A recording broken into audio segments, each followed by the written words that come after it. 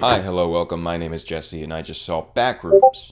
Backrooms is the directorial debut of Kane Parsons. As I'm sure we are all aware, this is a continuation of his YouTube series by the same name. If you don't know what that is and you'd like to learn more, I will link it below. If you don't know what YouTube is, welcome. You made it. So this movie is written by Will Sudick, who has credits for Homeland and Westworld. To my understanding, this is his first screenplay for a feature. Before we go any further, I want to note that I have not seen any of the YouTube series that goes along with this movie. I knew little more about this movie than it takes place in an abandoned Sears that is secretly an infinite labyrinth. Plain and simple. So, what the hell are the Backrooms, right? Well, I've seen the movie, and I have no fucking idea. And maybe that's the point. The movie follows this guy named Clark. I'm going to put the actor's name above. Clark is the owner of this furniture store named Captain Clark's in what I can only guess is like California. Aww. So Clark is like not a swell guy. He's kind of in a bad place. And I'm not talking about the Backrooms. Or maybe I am. I don't know anymore. I saw the movie and I don't know what's real and what's not. Clark is someone that struggles with an addiction to alcohol, and he has really bad anger issues. But one thing I will give him is that he goes and sees a therapist. This dude, did I mention that this movie takes place in the 1990s? It takes place in the year 1990. It's like June 1990. You know what I mean? He's working it out. He's trying. So the movie opens with this grainy VHS footage, and it's a different guy. It's just some jackass running through the back rooms, and he is running from what I can only assume is a minotaur, right? Because they're in like this giant maze labyrinth. This isn't really a spoiler. He dies, I think. And then like less than 2 weeks later, Clark has an electrician visit his store and help him look at a flickering light issue. So up until this point in the movie, we're vibing. We're having a good time. Well, it's not a good time. Our main character's having a hard time. We're hanging out with Clark as he lives in his own furniture store. He's making silly little furniture commercials, and we're spending time with his therapist. Her name is Mary. Did I mention her name is Mary? Very important character. She's played by the wonderful Renate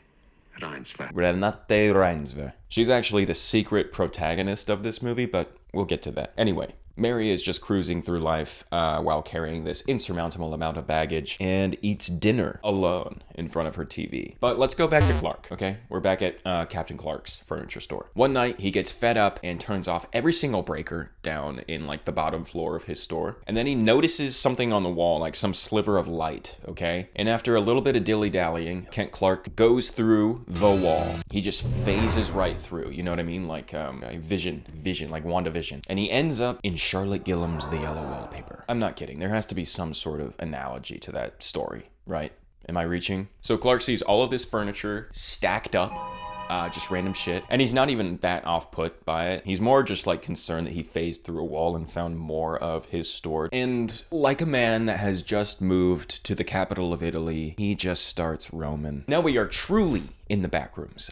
This place is fucking sick as hell, dude. I want to play and run around in the Backrooms. I wish every McDonald's had a wall that I could phase through so that I could play and run around while my mom is eating the worst lunch of her life. So dude wanders around, and it's the same variation of this bland yellow space, you know, the abandoned storefront kind of vibe, the strip mall attorney's office. I was turning green with jealousy that this guy got to roam around these calm corridors of this abandoned world. The yellow they chose in this movie is absolutely perfect. I know it's based on like the original image from 4chan. What Kane Parsons said was like that was like a white balance issue with like the camera back in the day. But this yellow is wonderful because it's just enough to be uncanny. The cinematographer is named Jeremy Cox. The movie features a lot of soft lighting, very natural tones, and honestly, at certain points, it's kind of like a pastel color palette. And I'll be honest, at times I was like, this kind of looks like an Apple ad. You know what I mean? Even the font on the movie poster, right? That's like Apple, right? That's Apple. Anyway, back to the premise of this movie. As it's written online, this Mary, the therapist, ventures into an alternate reality after her patient disappears. That patient being Captain Clark. So where did he go? He's in the backrooms. We're halfway into this movie now, and the premise has clocked in, ready to work. So this movie is very methodical. It knows how to slowly give the information to the audience, and even then it doesn't give that much of an explanation to any of this. That's part of the appeal, is that it might be beyond human comprehension. It's very well done. It has a very consistent tone. I really enjoyed the pacing and the structure of the story itself. As the plot continues to unravel, we eventually get Mary, the therapist, into the backrooms. That's on the movie poster. Oh my god, it goes toward this one beat in the story that circles back on Clark's therapy appointment. It's like a full circle thing. There's just some weird shit going on. It's very Lynchian, and anytime there's like a reference to David Lynch, that's kind of a cheap shot, because it's like, you got me right where you want me. You can do whatever you want to me now. So the movie takes the concept of the backrooms of,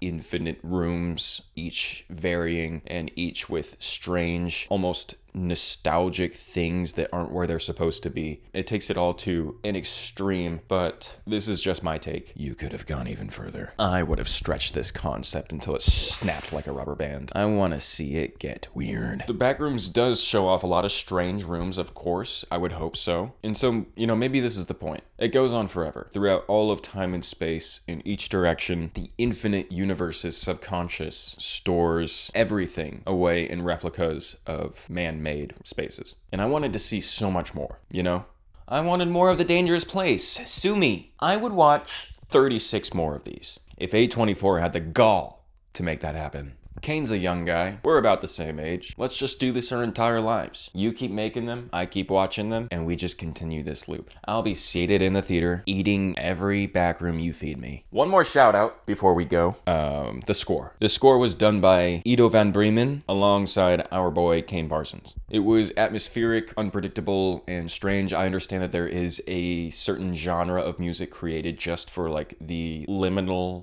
aesthetic. I found the score to be the perfect icing on this Backrooms cake. So this is kind of a psychological horror, internet horror, cosmic horror in a sense, the Lovecraftian, you could say. Beyond us is what this implies. And I really, really enjoyed it. I do, however, wish that the concept was pushed to the absolute max. Take it to 10, take it to 11. Who gives a fuck, right? Like, we're in the Backrooms. Show me horrors beyond my own comprehension. Maybe you did. I don't know, it's beyond my comprehension. There is a fair amount of nightmare fuel in this movie, rest assured. So, okay, what am I gonna give this movie, right?